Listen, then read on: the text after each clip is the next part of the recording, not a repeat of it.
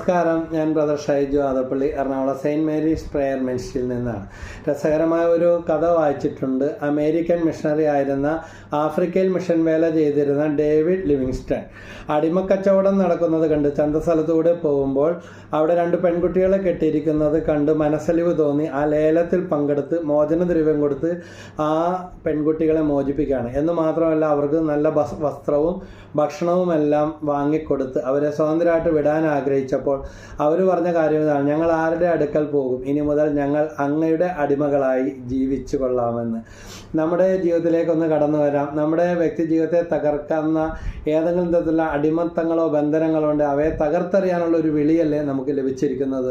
ആരുടെയും അടിമകളായി ജീവിക്കാനല്ല, വ്യക്തി സ്വാതന്ത്ര്യത്തിലൂടെ കടന്നു വരാനുള്ള ഒരു വിളിയാണ് ദൈവം എനിക്കും നിങ്ങൾക്കും നൽകിയിരിക്കുന്നത്. നമ്മൾ ആരുടെയും സ്വാതന്ത്ര്യം തകർക്കാതെ, ദൈവം നമുക്ക് നൽകുന്ന സ്വാതന്ത്ര്യം ദുരുപയോഗപ്പെടുത്താതെ നമുക്ക്